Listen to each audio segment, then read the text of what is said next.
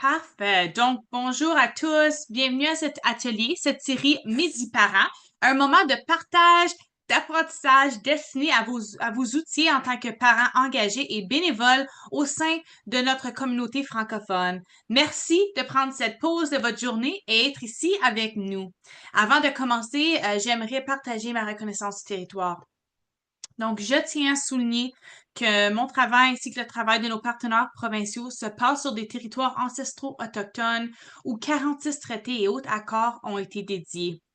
Moi, je suis résidente d'une communauté du nord de l'Ontario et je tiens à souligner que le territoire traditionnel sur lequel je me trouve est visé par le traité numéro 9 et font partie du territoire traditionnel des peuples Ojibwe, Chippewa, Ojikri, Mushkegowuk, Algonquin. Ainsi, j'aimerais reconnaître les nombreuses contributions des peuples métis ou du peuple métis, désolé. Je suis honorée d'être capable de vivre et de travailler sur ces territoires connus aujourd'hui comme l'Ontario. Je remercie les Premières Nations, les Métis ainsi que les Inuits pour leur dévouement à ces territoires et j'affirme mon engagement, ma solidarité et ma responsabilité envers l'amélioration des relations avec ceux-ci.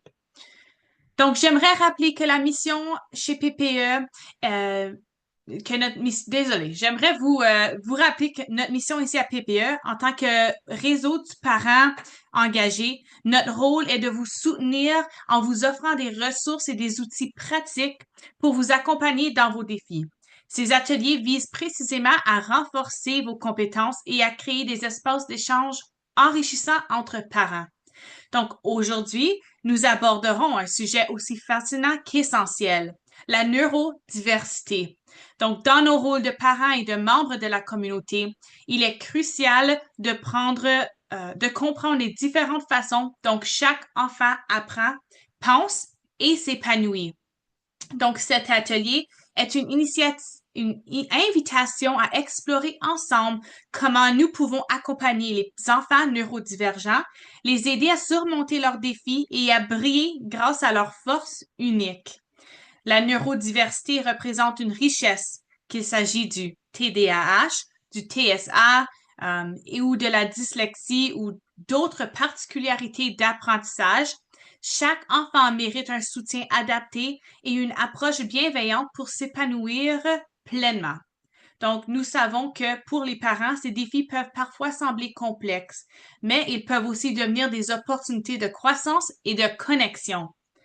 Donc, cet atelier interactif vise à, premièrement, encourager des environnements inclusifs qui favorisent les forces uniques des enfants tout en leur offrant le soutien nécessaire pour surmonter les défis quotidiens, ainsi que de partager des stratégies pratiques et accessibles pour accompagner vos enfants dans leur développement scolaire, personnel et émotionnel. Donc, nous avons désolé, d'accueillir Fatou Diallo, qui est une experte en neurodiversité et fondatrice de Ton Success Consulting. En tant que parent d'enfants neurodivergents, elle-même, Fatou, apportera une perspective authentique et enrichissante, nourrie par son expérience personnelle et professionnelle. Elle partagera avec nous des exemples concrets, des ressources utiles, ainsi que des approches efficaces pour valoriser la diversité cognitive. Fatou, à travers de son travail, aide à transformer le potentiel unique de chaque individu en un succès durable. Sa passion pour la neurodiversité combinée à son expertise en leadership et en transformation organisationnelle fait d'elle une animatrice inspirante et dynamique pour cet atelier. Donc, pour cet échange aussi, Fatou sera accompagné de deux parents bénévoles PPE. Donc, nous avons dans la salle avec nous Maha, Saya et Alice Audrin qui vont généreusement partager avec nous leur réalité en tant que parents d'enfants neurodivergents. Donc, préparez-vous à une séance riche en échanges et en apprentissage où vous découvrirez comment la neurodiversité peut être un levier de la résilience et d'innovation pour vos enfants et votre famille. Donc, sans plus tarder, accueillons chaleureusement Fatou Diallo et nos parents bénévoles et Merci, plongeons dans le cœur de cet atelier inspirant. À toi, Fatou. Merci Julie. Bonjour tout le monde. Je vais partager mon écran. Donnez-moi une minute pour être sûr que je fais bien ça. Oui. Vous voyez le bon écran? Il n'y a pas mes notes? C'est bon? OK, parfait. Donc, bonjour à tous. Donc, oui, comme Julie l'a introduit, nous allons parler de comment comprendre et soutenir la neurodiversité chez les enfants, favoriser un épanouissement à l'école et à la maison. Mm. N'hésitez pas à m'interrompre, à poser vos questions dans le chat. Quelqu'un va monitorer le chat et puis levez la main directement si vous voulez interrompre ou poser des questions. OK, donc, on va faire trois focus. Donc, on va déjà parler de ce qu'est la neurodiversité. Ensuite, on va parler des stratégies d'accompagnement à l'école et à la maison. Et puis, on va parler aussi de comment transformer les défis en opportunités. Donc, un petit peu sur moi, very quickly. Je viens de finir 3 heures de meeting en anglais, donc j'ai promis de ne pas faire du franglais. Donc, excusez-moi à ce niveau-là. Donc, j'ai suis dyslexique diagnostiqué depuis l'enfance. Euh, j'ai eu des défis constants et qui faisaient partie de mon quotidien. Ce qui a été une approche très intéressante de mes parents à ce moment-là, c'est qu'ils m'ont appris très tôt à focuser sur mes forces et un peu oublier mes faiblesses. C'est-à-dire, j'avais des zéros en français, mais j'avais des 20 en maths. Donc, ça me permettait d'avoir une moyenne de 10 et ils étaient contents avec ça parce qu'ils savaient que je faisais de mon mieux pour. Donc, très tôt, mes parents parlaient de neurodiversité, là où d'autres parlaient plus de défis. Mes parents parlaient vraiment de force derrière. Cela ne m'a pas empêché d'avoir un master degré en statistique, de développer une carrière en tant que data analyst et de m'expatrier au Canada il y a plus de 13 ans maintenant et de focus vraiment mon expertise ou mon expérience sur le leadership et le développement des autres. J'ai découvert le pouvoir de la dyslexie, la force de la dyslexie. Vous allez être étonnés quand j'ai commencé à voir mes enfants et voir des difficultés chez eux.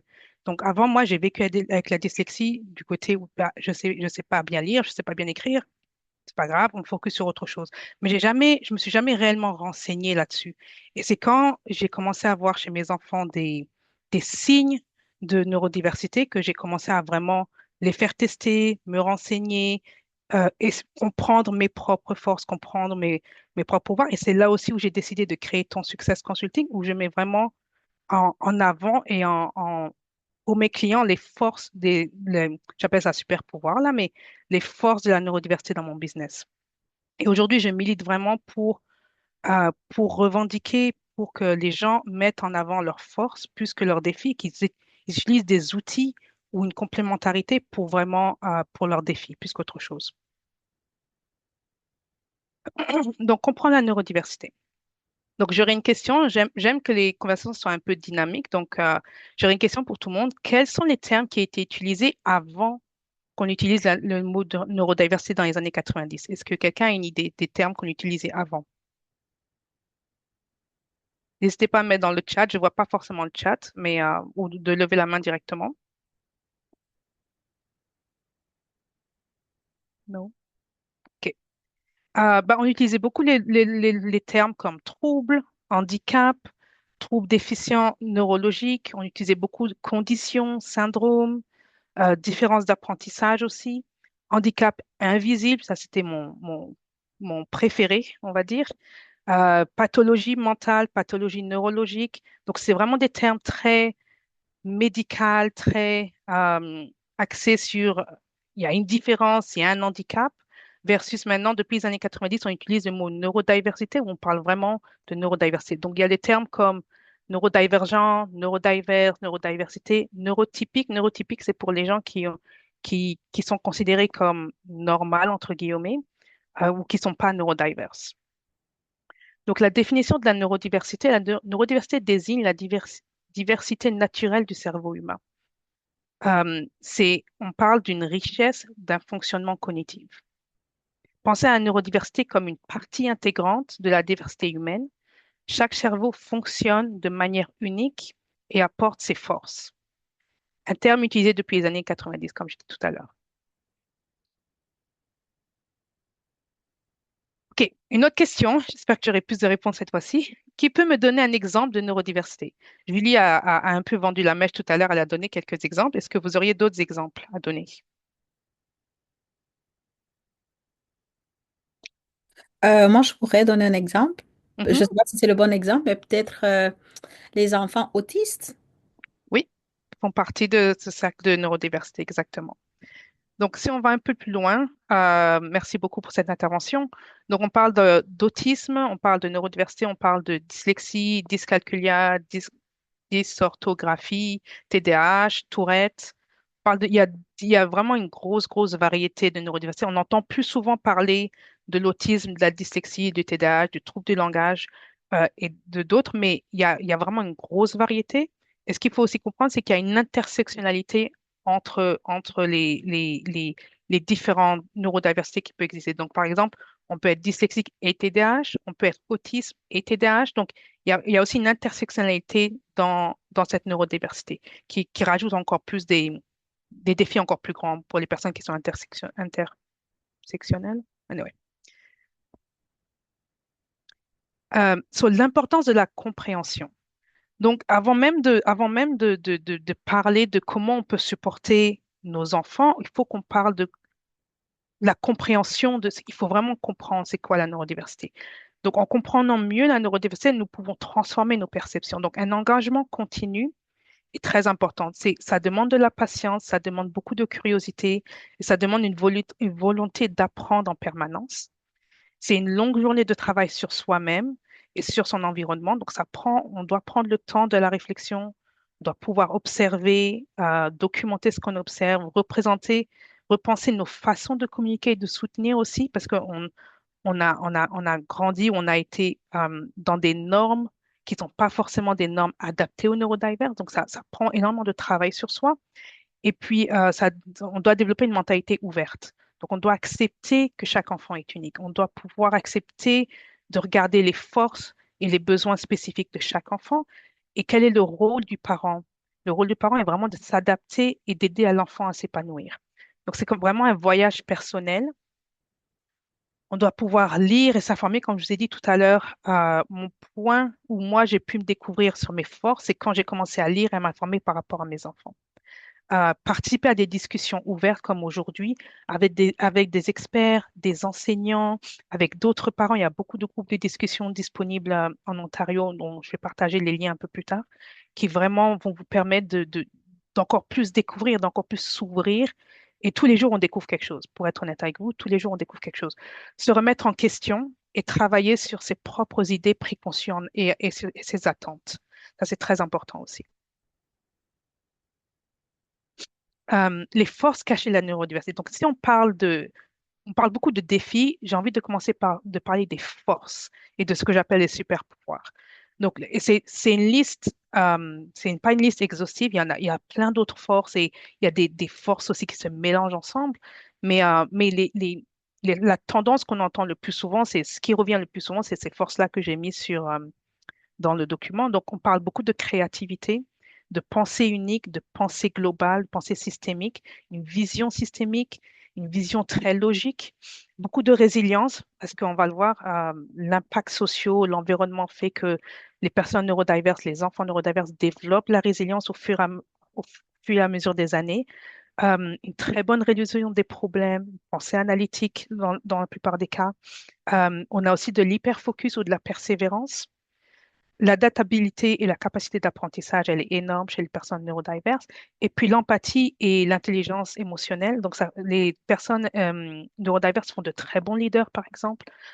Ils ont une empathie qui est énorme et une compréhension des choses underline, sous les lignes, qui est énorme.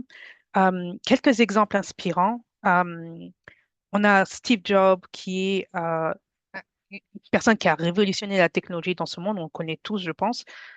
C'était une personne qui était dyslexique, par exemple. On a Temple Grandin qui a révolutionné le monde de l'agriculture, l'industrie de l'agriculture, qui était une personne diagnostiquée autiste. On a Simone Bale qui est une gymnaste olympique phénoménale qui est TDAH. Mais on a des personnes comme Mohamed Ali, Picasso, Albert Einstein, Will Smith, Bill Gates. Beaucoup d'acteurs aussi sont reconnus comme étant neurodiverses et qui ont vraiment percé, qui ont utilisé leur force pour vraiment percer dans ce monde, entre guillemets. Mais aussi, on a des enfants de tous les jours qui brillent dans l'art, qui brillent dans les sciences, qui brillent dans les sports. Donc, vraiment, une fois que les forces sont découvertes et qu'on focus beaucoup là-dessus, ça peut ramener de grandes choses et de belles choses. Donc, on parle de force, on parle de défis. Les défis communs qu'on entend le plus souvent, on a des difficultés scolaires, problèmes d'attention. Ces défis peuvent varier en fonction du niveau de neurodiversité. Donc, il y a différents niveaux quand vous ferez évaluer, vous verrez, il y a différents types de niveaux. Il y a des niveaux très, très élevés, il y a des niveaux moyens, il y a des niveaux un peu plus légers. Et en fonction de ces niveaux-là, les défis varient. Donc, pour chaque enfant, on ne doit pas être vu comme des limites, mais vraiment comme des aspects qui nécessitent une compréhension et un soutien. Donc, on parle de difficultés scolaires, donc c'est beaucoup de soutien au niveau de l'école et beaucoup de soutien au niveau des parents. On parle de sensibilité sensorielle, donc hypersensibilité ou hyposensibilité. On parle de gestion des émotions, difficulté à s'exprimer, à réguler leurs émotions, risque accru d'anxiété et de surcharge émotionnelle. On parle aussi de relations avec les autres, donc défis dans la communication et l'interaction sociale, risque d'isolement ou de malentendus avec les pairs. Et puis, il y a aussi, on n'en parle pas souvent, mais il y a aussi les préjugés et l'incompréhension qui créent des défis pour les personnes neurodiverses. Donc, les stéréotypes négatifs sur leur capacité, par exemple, un manque de sensibilisation dans le système éducatif et les communautés. Et puis, il y a une équation qui est très importante de prendre en compte dans les défis, c'est la santé mentale. La santé mentale, c'est quelque chose à ne pas négliger parce que tous ces défis-là peuvent créer de près ou de loin, en fonction du moment où l'enfant est dans sa vie, des problèmes de santé mentale pour les enfants, mais aussi pour les parents, parce que les défis peuvent générer des problèmes de santé mentale pour les parents aussi directement. Donc, les facteurs qui peuvent influencer les problèmes au niveau de santé mentale, il y a le stress lié à l'inclusion sociale, comme on disait tout de suite, la pression à se conformer aussi. Donc, essayer de masquer ou de cacher des traits de neurodivergence, on essaye de s'adapter. Donc, on essaie vraiment de camoufler un petit peu tout ça, peut entraîner des fatigues mentales et des fatigues émotionnelles. Et la difficulté d'adaptation aussi, ça peut être une force, comme ça peut être aussi une difficulté. Ça dépend vraiment des cas et ça dépend vraiment du type de neurodivergent que vous êtes. Donc là, c'est juste un schéma récapitulatif de ce qui a été dit dans la slide précédente. Donc, comment transformer ces défis en opportunités d'épanouissement? Donc, d'abord, et on l'a dit déjà un petit peu, c'est un changement de perspective. Ça prend vraiment un changement de mindset, un focus et une bonne compréhension sur les forces de son enfant. Les faiblesses peuvent toujours être complémentées par des bons outils, mais c'est un gros travail sur nous en tant que parents premiers par rapport à tout ça. Donc, il y a les défis peuvent être des tremplins pour développer des compétences uniques, mais il faut pouvoir les comprendre et aller valoriser les différences comme des atouts au lieu de les percevoir comme des obstacles. Donc, ensuite, c'est l'identification des forces. Chaque défi cache des forces potentielles. Et puis ensuite, faites une liste des points forts en premier. Avant même de faire une liste des points faibles et des défis, faites une liste d'abord des points forts. Vous allez créer un environnement de confiance et développer des stratégies adaptées, des outils pour les défis et des concentrations Et puis célébrer les progrès, pas seulement les résultats. Tu sais, il suffit qu'il y ait un petit progrès, il vaut mieux le célébrer pour développer cette confiance-là et pour développer les points forts encore plus persistants de son enfant. Éviter les comparaisons. Donc ça, c'est très important. Mettre l'accent sur le développement unique de chaque enfant plutôt que sur les conformités aux normes. Donc là, on va parler du diagnostic. Donc le diagnostic, comment ou quoi? J'ai mis des points ici pour rappeler aux gens ce qu'il faut se rappeler au moment du diagnostic ou autour du diagnostic. Donc le diagnostic doit être fait par un professionnel, psychologue, un neuropsychologue, mais vraiment un professionnel de la santé pour éviter justement, pour pouvoir faire valoir les résultats. Il peut se faire à l'école. Si l'enfant a été diagnostiqué à l'école et que l'école a les moyens, en général, il y a une grosse liste d'attente. Ça dépend des cas. Les plus sévères seront pris en charge très rapidement. Les autres, ben, c'est plutôt les parents en général qui ont une assurance santé qui peuvent se permettre de faire des diagnostics en dehors du système scolaire. Les stéréotypes et les tabous qui peuvent vous empêcher d'abord de faire un diagnostic. Donc, il faut vraiment faire attention à ça. Il y a l'environnement aussi qui impacte énormément, la communauté qui impacte énormément sur c'est le- on va pas faire de diagnostic, mon enfant est normal, je veux pas que savoir que mon enfant est différent. Ça nous empêche même de faire un diagnostic d'abord. Mais ensuite, il y a l'acceptation du diagnostic. Et là aussi, il y a les chocs de culture, c'est tout un travail sur soi-même d'accepter le diagnostic, de le présenter à son enfant et ensuite de faire toute la journée qui va avec. Donc, il faut être ouvert à la discussion et être ouvert à l'apprentissage. Il faut aussi comprendre que en fonction des situations, l'adolescence, la ménopause, la variation avec le temps, c'est-à-dire les symptômes peuvent varier avec le temps. Donc, c'est pas parce qu'on a eu un diagnostic une fois qu'il faut pas continuer à faire des discussions avec des docteurs au fur et à mesure que notre enfant évolue dans sa vie, parce que les, le niveau de symptômes peut évoluer en fonction des situations. Et puis, l'assurance santé peut aider à diminuer les coûts parce que ça coûte cher de faire un diagnostic. Euh, J'ai une question, Fatou. oui, allez-y. Ici, en parlant de diagnostic, je voulais savoir à quel moment on, tu sais, je pense qu'il n'y a peut-être pas de bon moment, je vais juste reprendre, mais tu sais, c'est quoi les signes auxquels un parent devrait être plus attentif pour se dire, OK, là, j'ai besoin de consulter. Tu sais, parce que je pense que c'est aussi ça. Oui, tu sais, parfois, on a de la difficulté à accepter le diagnostic, mais tout ça, c'est après. Mais déjà, Mhm, avant, tu sais, il y en a qui attendent longtemps, pas parce mhm. qu'elles ne veulent pas, mais parce que elles, tu sais, Ils ne elles n'ont savent pas, pas. ils ne savent, tu sais, elles ne savent pas, ils ne savent pas. Donc, Mhm, parce que si je prends mon cas, tu sais, tout à l'heure, tu parlais de hyperactivité, de sensibilité, tu sais, de problématiques de gérer les émotions. Est-ce que parce que mon enfant a la difficulté à gérer ses émotions, je la trouve hypersensible, ça veut dire que systématiquement, je dois la faire consulter? Puis, est-ce que c'est quelque mhm. chose que tu recommanderais comme trop prudent, c'est mieux que pas assez? Tu sais, c'est comme juste Exactement. là, en fait, que j'aimerais comme, qu'est-ce que toi, de ton expérience ou tout ce que tu vois, qu'est-ce qui pourrait être comme advice, conseil aux parents de faire déjà au début? Exactement. Ben, tu as dit des mots très, très importants ici. Oui, il y a parfois si l'enfant est juste hyperactif, il est juste hyperactif, mais il y a rien d'autre qui se mêle derrière. Les parents vont dire bah, c'est correct, c'est un garçon, c'est une fille, c'est numéro 3, numéro 2. En fonction de l'ordre de l'enfant aussi, il y a des différences. On n'est jamais trop prudent de nos jours de le faire. Moi, je pense qu'aujourd'hui, surtout si tu as une très bonne assurance santé, c'est pas évident ça non plus, mais si tu as une bonne assurance santé qui couvre la charge du diagnostic, je te dirais de le faire. C'est beaucoup de discussions avec l'école. Est-ce que c'est standard? Est-ce que les autres enfants sont comme ça à cet âge-là? Ou est-ce que mon enfant est un peu plus ou un peu moins? Ou est-ce que par exemple, moi, comment j'ai fait diagnostiquer mes enfants? J'arrêtais pas de dire à mon fils, focus, focus, focus. Tu sais, le mot focus là qui revient souvent. J'ai dit, oh, il y a peut-être quelque chose qui s'en vient ici. Ou bien observer aussi les forces de ton enfant parce que, comme je disais tout à l'heure, les forces des neurodiagnostics sont un peu plus que la moyenne. Donc, tu sais, observer ça aussi peut te dire, parce que parfois on observe les défis, mais on peut observer les forces et te dire, oh, peut-être qu'il y a quelque chose derrière. Donc, la première approche, c'est de discuter avec son médecin de famille si on en a un. C'est pas évident non plus en Ontario, mais sinon de discuter avec l'école, de poser la question. Les professeurs en ont vu plein, plein, plein d'enfants. Ramener tes observations, et c'est ma prochaine slide d'ailleurs, c'est vraiment documenter et observer. Documenter vos observations, c'est la première approche. Et sans ce jugement de ah, peut-être c'est normal. Peut-être c'est normal, peut-être ça ne l'est pas.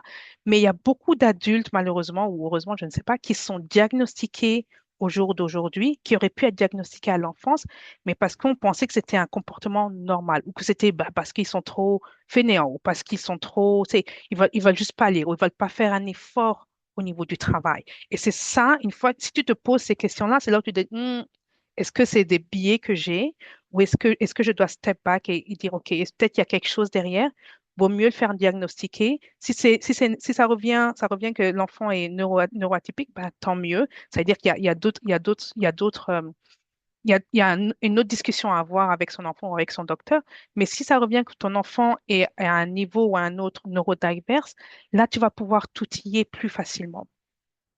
Je ne sais pas si j'ai répondu à ta question, Adama, oui, merci beaucoup. Adama. Oui, ok, Oui, merci. merci. Donc là, on Et va sur les Fatou, étapes. Oui, désolée, je veux pas couper, mais il n'y a quelqu'un pas de aussi demande souci. dans le chat.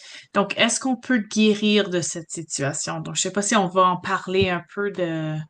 Non, non, j'avais pas en parler, mais c'est une très bonne question. On ne guérit pas de la neurodiversité. La neurodiversité, c'est pas une maladie. La neurodiversité, c'est un, un, un un cerveau qui fonctionne juste différemment, qui est divers et qui fonctionne différemment. Il y a des médicaments qui peuvent aider à diminuer les symptômes ou à contrôler certains symptômes. Je ne vais pas rentrer dans la médication, c'est vraiment tout un autre débat, ça prendrait des heures de discussion. Euh, mais il y a des outils aussi pour aider à contrôler certains des symptômes ou à aider à s'organiser, par exemple pour quelqu'un qui est TDAH, qui peut être complètement désorganisé, mais on ne guérit pas de la neurodiversité parce que ce n'est pas une maladie. C'est on est comme ça, entre guillemets. Euh, il y a des théories, il y a des discussions qui se font beaucoup autour de, on peut le développer avec, tu sais, en fonction des infections qu'on a eues quand on était plus jeune et tout. Personnellement, j'y crois pas. C'est un autre débat, c'est une autre discussion. Mais on ne guérit pas de la neurodiversité, c'est pas une maladie. Est-ce que j'ai répondu à la question?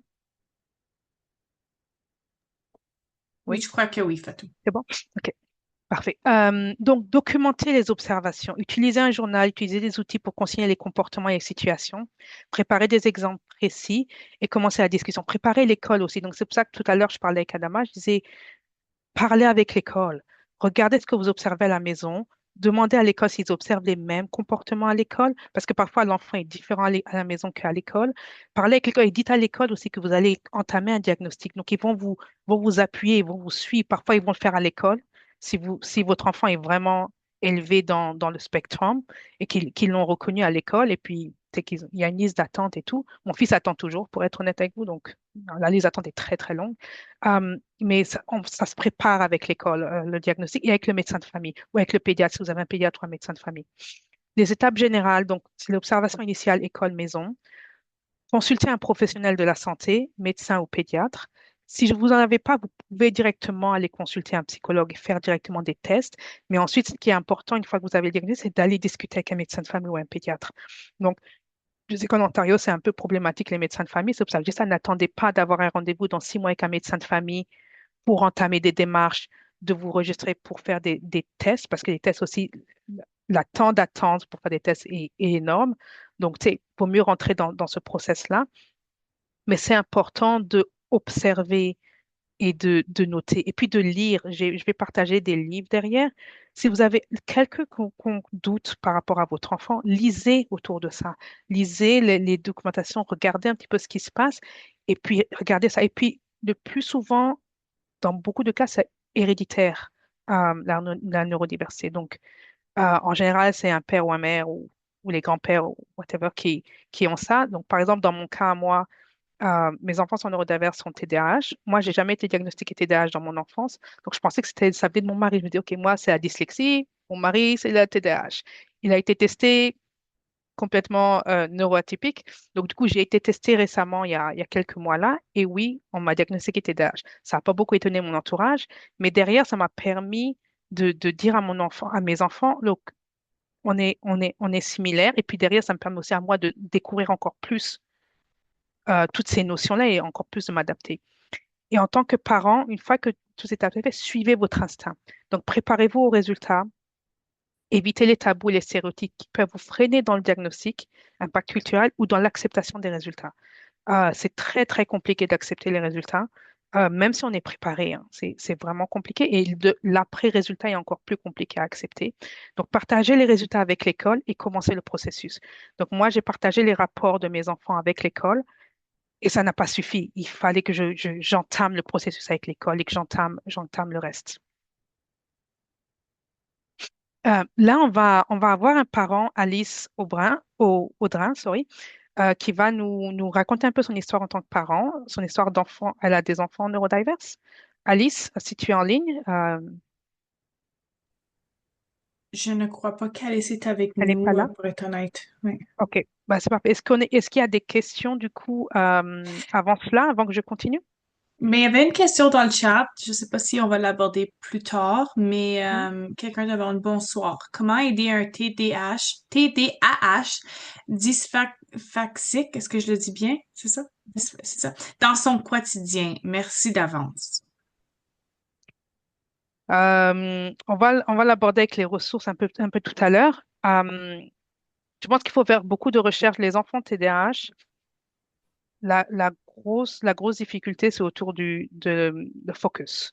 Donc, il y a le focus, il y a l'hyperactivité. Donc, il y a trois TDAH. Il y a le focus, l'hyperactivité et les deux ensemble. Dépendamment de quel niveau aussi, en fonction de tout ça, il y a différents outils qui peuvent être utilisés. Euh, une discussion avec le médecin de famille pour la médicamentation aussi peut être envisagée. Euh, et ça va permettre justement de pouvoir supporter son enfant en TDAH.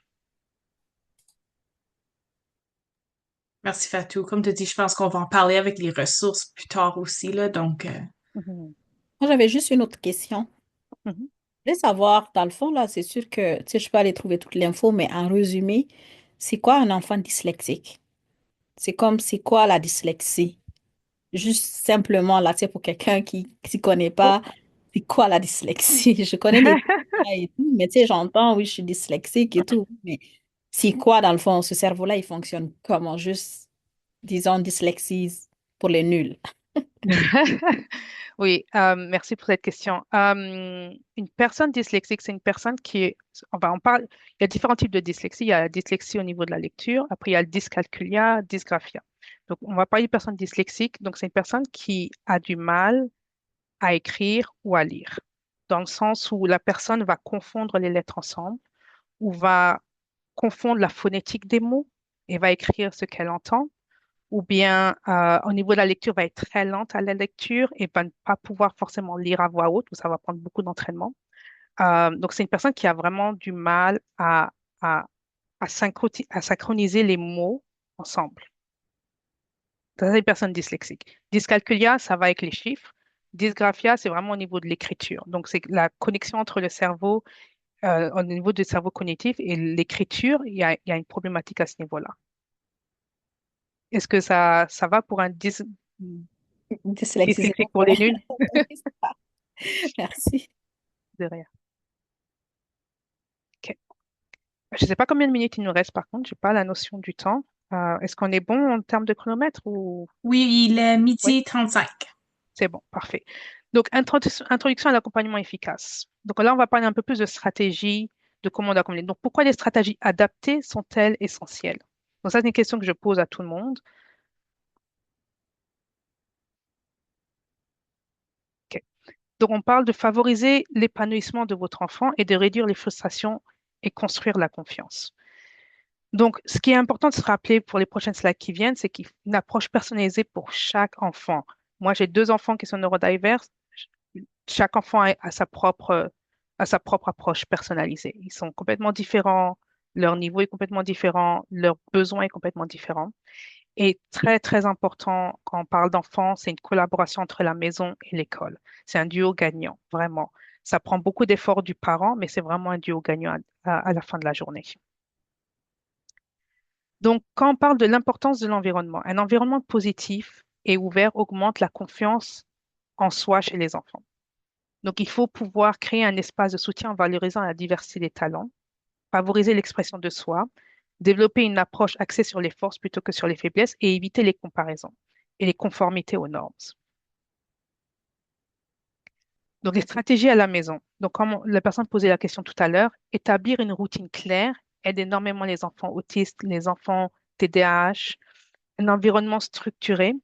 Ce qui est compliqué si tu es un parent TDAH, comme moi, c'est vraiment compliqué, mais ça aide énormément les enfants TDAH à amener un espace calme avec peu de distractions pour favoriser la concentration. Utiliser des outils visuels comme des tableaux de tâches, des chronomètres visuels peuvent aider aussi à structurer un petit peu tout ça pour aider à justement tout ce qui est gestion du temps, renforcer les compétences sociales aussi.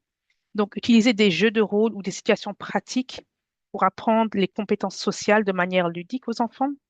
Encourager des moments de partage en famille pour renforcer les interactions sociales. Ça va beaucoup les aider pour l'école ensuite. Et favoriser l'autonomie. Donc, on a tendance à penser que les enfants neurodiverses, ben, parce qu'ils sont, par exemple, je prends un enfant TDAH, ils sont hyperactifs, ben, ils ne peuvent pas forcément être autonomes. On est toujours obligé d'être derrière eux. Ben non. Il faut pouvoir encourager les enfants à prendre des responsabilités adaptées à leur âge, bien sûr, et adaptées à leurs capacités et à votre environnement. Cela augmente beaucoup la confiance en soi et leur donne un sentiment de contrôle aussi à l'enfant. Mais il n'y a pas de solution magique. Vous devez adapter les solutions à votre enfant et votre environnement. Donc, c'est vraiment, on revient encore sur la lecture, la compréhension de son enfant.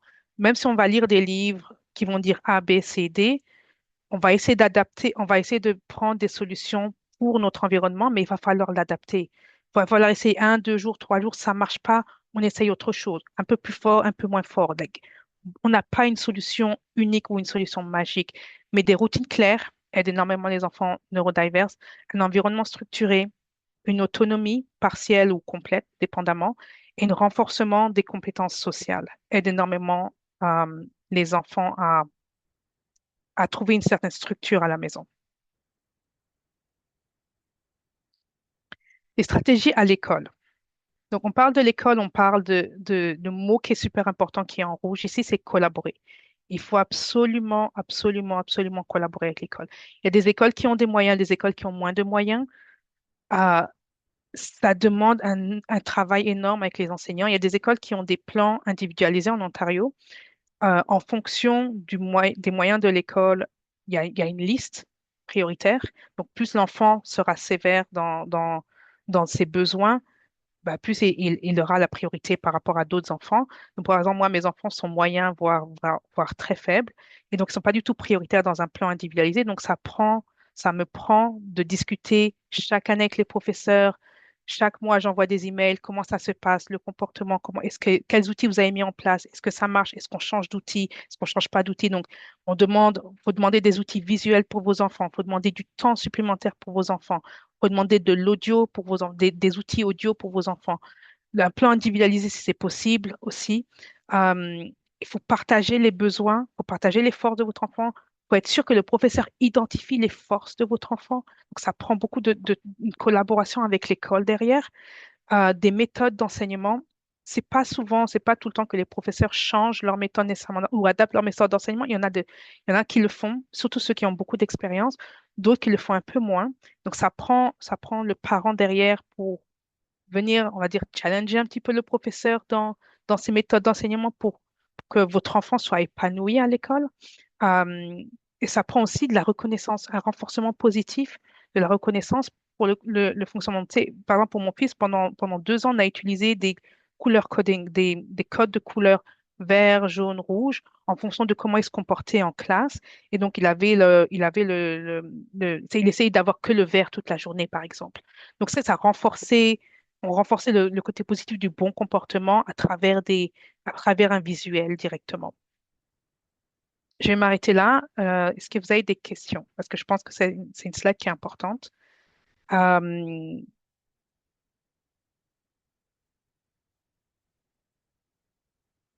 non? OK. On va avancer du coup. Donc, les approches complémentaires pour les parents, il y a une grosse éducation émotionnelle à faire. Créer des espaces pour que votre enfant parle de ses ressentis et de se sente compris. Mettre en place un soutien personnalisé, développer un plan qui tient en compte les forces et les défis spécifiques de votre enfant à la maison et à l'école dont on vient de parler.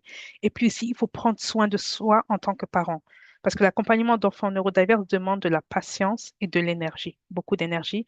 Assurez-vous de prendre le temps de vous ressourcer et de vous recharger et rechercher des groupes de soutien. Il y a beaucoup de groupes de soutien pour parents où vous pourrez partager avec d'autres parents, trouver des outils et des solutions avec d'autres parents qui ont essayé ça, qui n'ont pas essayé ça, ou des idées. Ça aide énormément à ce niveau-là.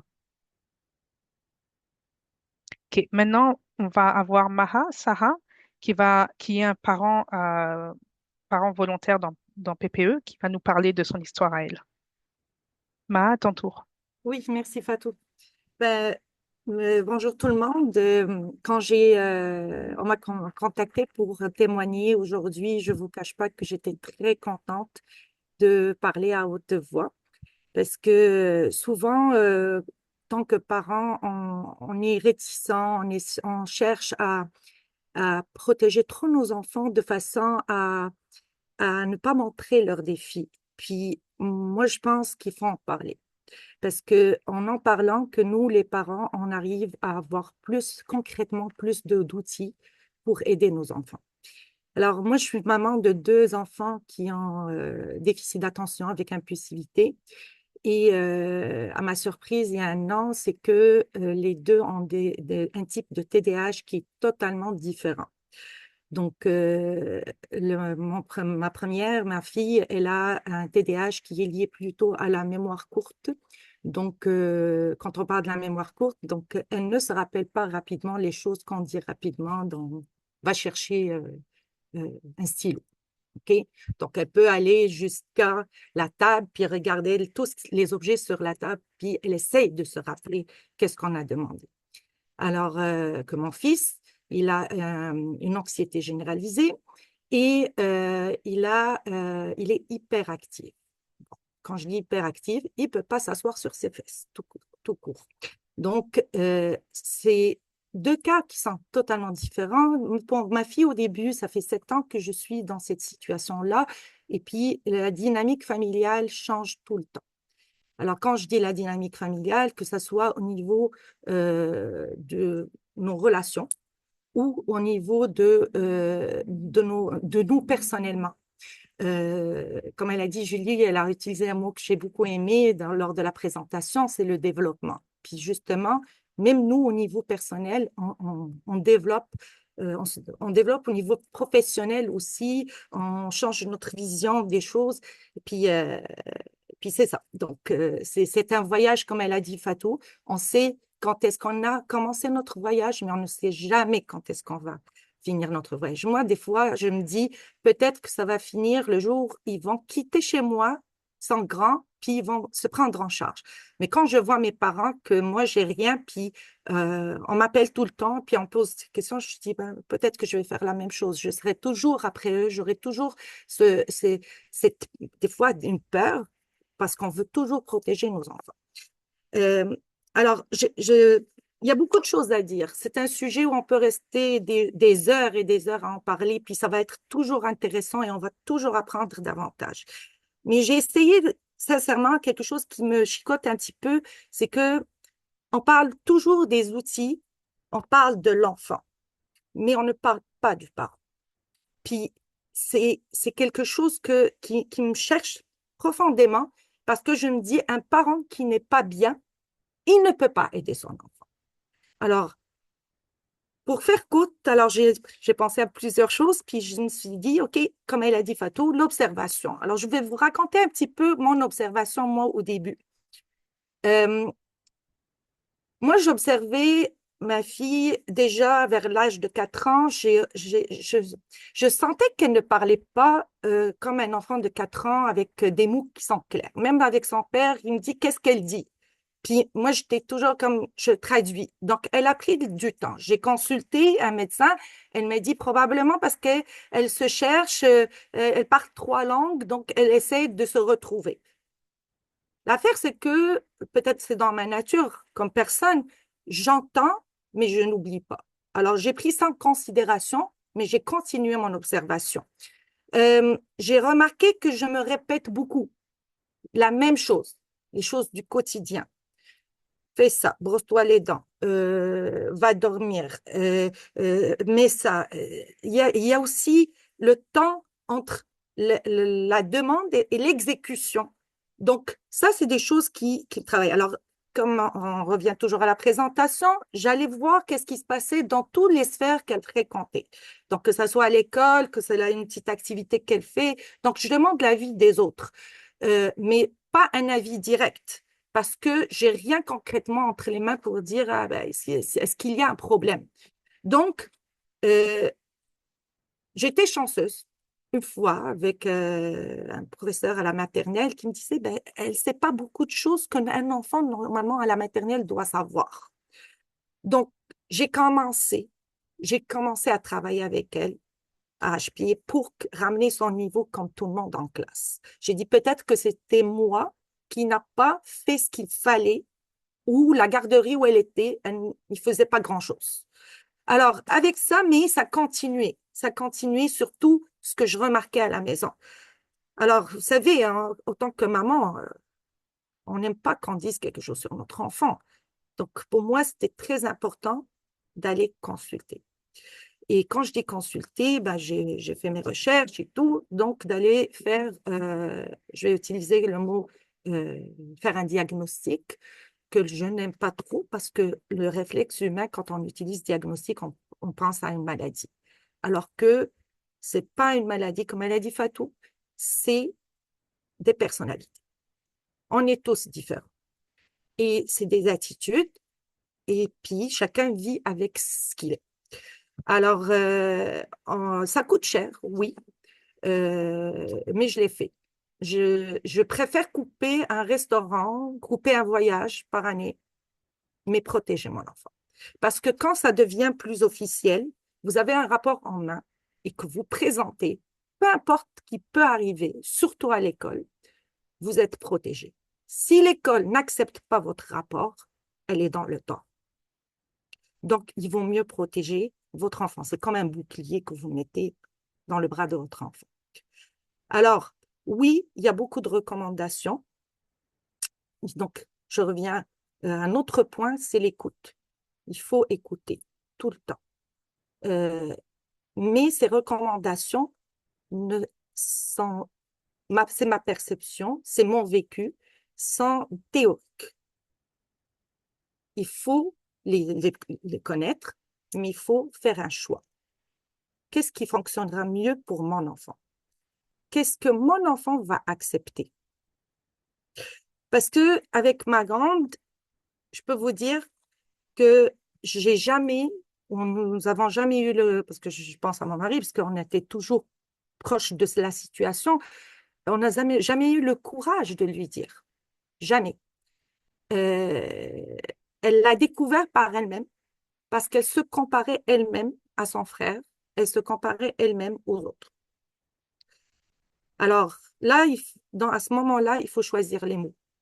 Il faut choisir les mots pour que ça soit en douce. Elle refusait tout ce qui est étiquette. Une des recommandations qu'on a eues, c'est de mettre des étiquettes un peu partout à la maison pour lui rappeler. Ça je ne l'ai pas fait parce que j'ai demandé qu'elle le fasse par elle-même. Pourquoi? Parce que c'est un pas vers l'acceptabilité de la situation. Elle n'a jamais fait ça à ce jour. Pourquoi? Parce que ça lui rappelait toujours qu'elle a un défi et ça la blesse énormément. Alors, qu'est-ce qui se passe? C'est que la psychologie d'un enfant commence à changer. Et quand la psychologie d'un enfant change, je peux vous dire que, mon Dieu, c'est comme il vit dans deux mondes différents. Ça veut dire que quand il sort, dépasse juste la porte de la maison, c'est une autre personne. Elle se met beaucoup sur les épaules, beaucoup de pression. Pourquoi? Pour montrer une image parfaite d'elle-même. Et je peux vous dire que oui, elle réussit bien. Elle réussit très bien. Mais quand elle revient à la maison, il faut que nous, on cherche des boucliers aussi, parce qu'elle a mis trop sur les épaules au point qu'elle est épuisée. Et quand elle rentre, donc c'est là où nous, autant que parents, on commence à vivre des défis énormes, des défis de gestion des émotions. On est aussi des êtres humains. On s'épuise aussi. Et puis, quand on s'épuise, ben, on n'a pas le droit de s'épuiser.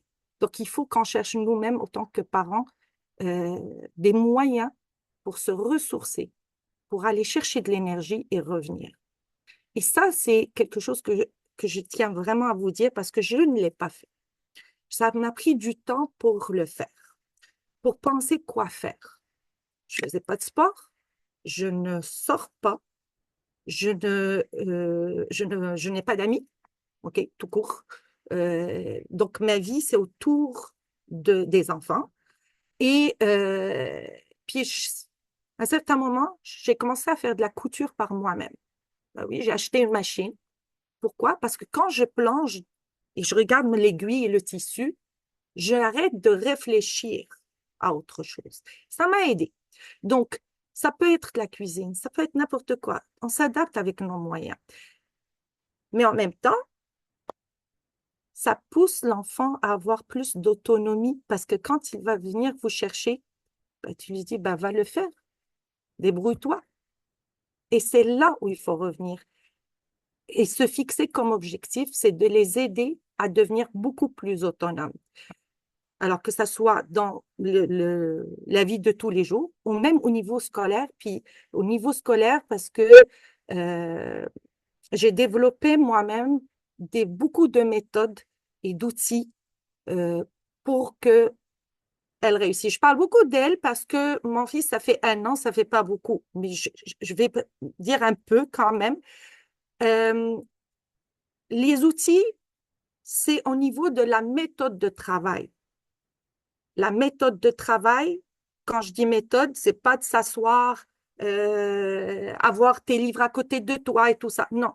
Quand tu es devant ton travail, ton exercice, comment tu vas réfléchir? Comment tu vas l'entretenir, cet exercice-là? Comment tu vas le traduire?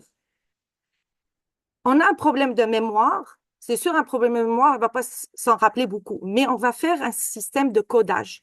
On va faire un système de couleurs. Les couleurs, c'est dans un autre sens, c'est de faire l'emphase. Ça, c'est important, je le mets en rouge. Ça, c'est une bonne solution, je la mets en vert. Donc, et jusqu'à maintenant, presque 14 ans, elle utilise les couleurs, elle utilise ce système de codage. C'est pas évident en classe parce que on a remarqué que ça fonctionnait à la maison, mais quand elle est à l'école, elle n'utilise pas ça parce qu'elle a peur qu'on la juge. Alors, je peux vous dire que avoir du soutien n'est pas toujours évident pour plusieurs raisons. Ça dépend du contexte, de l'environnement, les outils, mais chercher le soutien, pas à grande échelle. La grande échelle, c'est on dit l'école, c'est pour officialiser les choses. Point. Mais cherchez le soutien à petite échelle. La personne qui fréquente votre enfant tous les jours. Dès que vous regardez quelqu'un qui peut être complice avec vous, c'est là où il faut aller chercher l'aide. Parce que un enfant, en général, il n'écoute pas les parents. C'est la dernière chose qu'il va écouter jusqu'à ce qu'il se retrouve dans une situation qui est embarrassante. C'est là, il dit, ah, papa a raison, maman a raison. Ça, on vit tous ça, hein. Vous allez tous vous retrouver avec ça. Mais si ça vient de quelqu'un de l'extérieur, ça passe plus facilement. Alors, à chaque fois, il faut que je trouve un complice, et ce qui n'est pas évident, et on essaie de continuer la continuité dans les outils qu'on utilise à la maison et à l'extérieur. Je reviens à l'observation, un enfant qui a des difficultés. Maya, Oui, pardon. je voulais pas couper personne, puis j'aime pas, mais je reconnais qu'on est rendu à 12h55, donc je sais pas si, comme, ouais, désolée, puis je sais pas si Fatou non plus, si toi, comme, combien de temps qui te restait non plus pour conclure ta présentation, je te laisse décider comment est-ce que tu aimerais procéder.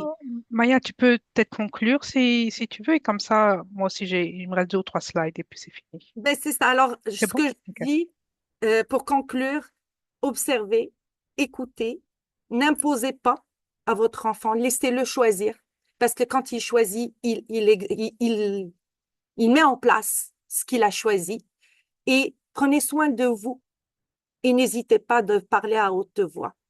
Vous allez vous sentir bien et vous allez pouvoir avoir de l'énergie pour aider votre enfant. C'est ça ce que j'aimerais vous dire aujourd'hui. Merci Fatou. Merci. Merci, Ma. C'est un très beau témoignage et ça complémente très bien ce que j'ai présenté jusque-là. Et comme tu as dit, les outils, ça s'adapte, ça se change au fur et à mesure. Et en tant que parent, il faut suivre son instinct avant tout. Donc, je pense que tu l'as très bien résumé comme ça. Merci beaucoup. Donc, en résumé, on est vraiment vers la fin. Les ressources viennent juste après. Donc, en résumé, l'importance des étapes à retenir, cela commence par une bonne compréhension de soi et de qu'est-ce que la neurodiversité. Bonne compréhension de toutes les différences, fréquente observation et documentation, première discussion école, médecin, ressources dans la communauté, accéder aux tests et diagnostics, un long processus sur plein de points qui commencent à ce moment-là, développer une bonne compréhension de la différence de votre enfant. Vous êtes, je suis son premier avocat. Développer un système et un environnement de support à la maison et à la défi versus opportunité. Autonomie, c'est très important, comme l'a dit Maya à l'instant. Et puis ensuite, c'est au niveau des parents. L'adaptation, la résilience sont les mots importants. Suivre son instinct, prenez soin de vous. Je pense que Maha, excuse-moi, je dis Maya, Maha l'a bien répété tout au long. Ensuite, les ressources. Donc, il y aura 3 pages de ressources. Vous aurez accès à ça directement, qui va vous être donné par document directement. J'ai essentiellement regardé les ressources qu'il y a en Ontario. Donc, des ressources de groupes de soutien, des ressources pour les diagnostics, tests en français, les aides qu'on peut avoir, les aides financières qu'on peut avoir, des ressources autour de la santé mentale aussi. Il y a quelques outils pour le Québec. Et puis, il y a toute une ressource que j'ai trouvée, ma dernière ressource en bas, c'est Fantastic Lien, pour plein de ressources pour vraiment comprendre, se renseigner et s'informer sur la neurodiversité, qui est le dernier lien de cette page-là.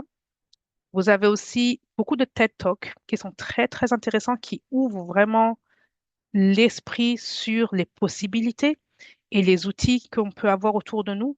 Donc, j'en ai mis quelques-uns en référence ici. Et puis, il y a des livres. Je suis quelqu'un qui n'aime pas lire, pas du tout, mais il y a des livres vraiment powerful, comme on dit, qui peuvent vraiment aider l'enfant à se comprendre, euh, nous à comprendre les choses, à trouver des outils utiles pour justement pour essayer à la maison, essayer avec notre enfant, s'adapter. Je vais vous donner une histoire. Moi, mon fils, il a mis un temps à accepter qu'on le dise à voix haute, à accepter que ce soit partagé à l'école. Et donc, j'ai commencé à lui acheter des livres sur le TDAH, c'est surtout autour de Superpower. Et puis, un jour, il a pris ce livre-là, il l'a emmené à l'école et il l'a présenté devant ses camarades. C'était déjà un gros changement dans son niveau de confiance. Ça a pris quelques temps, c'était pas immédiat, mais ça a pris du temps.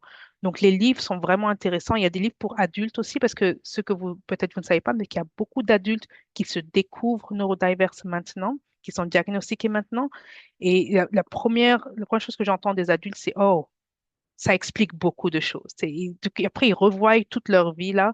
Ils disent oh, ça, oh, si j'avais su ça. Tu sais, donc, il y a beaucoup d'adultes qui le découvrent, le TDAH maintenant. Donc, ça, c'est les ressources. Georgette et Julie vont vous les faire passer par document ultérieurement. Et puis, c'est fini. Merci beaucoup. Est-ce que vous avez Absolument. des questions? Il est 1 heure. Déjà, c'est déjà l'heure. Oui, donc qu'est-ce que je peux faire? C'est je peux faire une petite conclusion, puis après ça, si jamais qu'il y a des gens qui voudraient rester, puis si Fatou, c'est tu sais, un 5 minutes, il y aurait des questions, sinon je comprends tout à fait. Puis je sais aussi, le Fatou avait demandé si les gens, si vous seriez à l'aise de faire une capture d'écran. Donc, je vais juste conclure rapidement en disant, ben, un grand merci à toi, Fatou, pour ton expertise, ton authenticité, les précieux outils là, que tu as partagés avec nous aujourd'hui. Donc, comme qu'elle a dit, je vais m'occuper de vous partager un courriel de suivi suite à cette activité avec l'enregistrement et toutes les belles ressources. Je tiens aussi à lancer un grand merci à Maha pour ton témoignage émouvant et enrichissant. Désolée, je pense que j'aurais pu t'entendre parler pour probablement un autre 20 minutes, mais vu que le temps passait, là, je suis très désolée d'avoir coupé un peu la parole. Donc, en cette période de fin d'année, je vous souhaite de très belles fêtes, remplies de moments de joie, de repos et de partage précieux avec vos proches. Nous avons hâte de vous retrouver dans la nouvelle année pour la suite de nos parents qui reprennent dès le 7 janvier avec un atelier justement sur le pouvoir transformateur du bénévolat, puis enrichissez votre vie et vos communautés. Donc, une belle occasion d'explorer comment vos actions peuvent avoir un impact positif tant pour vous que pour votre entourage. Et je tiens aussi à le souligner que les Midi-Parents sont financés par le ministère des Affaires francophones dans le cadre du programme d'appui à la francophonie de l'Ontario. Donc, merci encore pour votre présence. À très bientôt et encore bon congé à tout le monde. Bon temps des fêtes.